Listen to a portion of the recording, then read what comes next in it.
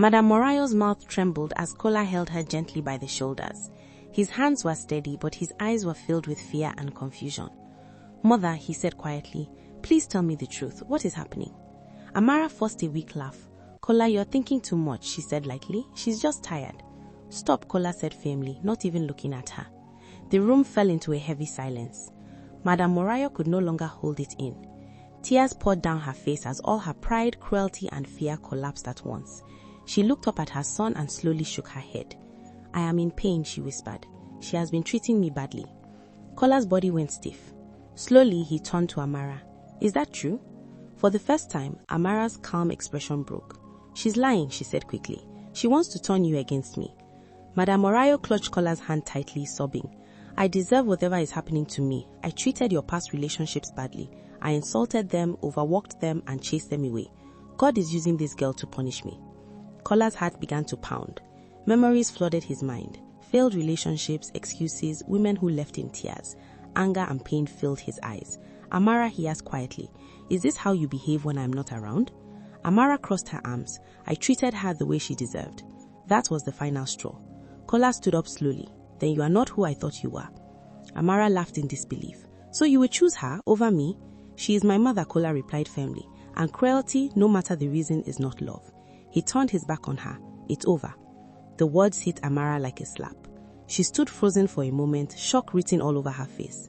Then anger took over. Without another word, she grabbed her bag and stormed out, slamming the door behind her.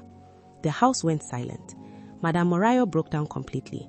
"I am sorry, my son," she cried loudly. "I destroyed your happiness. I was proud and wicked." Kola helped her up gently. His voice was calm but serious. "What you did was wrong, mother, but today you admitted it." She nodded, tears streaming down her face. "I have learnt my lesson." Kola looked toward the gate Amara had just passed through. His heart felt heavy, but his mind was clear. He didn't know what the future held, but he knew one thing: nothing would ever be the same again. Months later, with time, the house slowly found peace. Madame Morayo was no longer loud or proud. She walked carefully and spoke gently. Regret followed her everywhere, reminding her how close she had come to losing her son. Every morning, she prayed quietly, asking God for forgiveness and another chance. Kola stayed with her. He forgave her, but he watched closely, hoping her change was real. One evening, months later, Kola came home smiling softly. "Mother," he said, "I want you to meet someone." Madame Morayo's heart skipped. Fear rose in her chest, but she swallowed it and nodded. "I will try," she said honestly. The next day, the new woman arrived. She was kind, gentle, and respectful. When she greeted Madame Morayo, the older woman held her hands warmly. "Welcome, Madeleine," she said with a sincere smile. "This is your home too." The young woman was surprised and grateful. Days turned into weeks. Madame Morayo treated her with love and patience. When neighbors spoke badly, she defended her.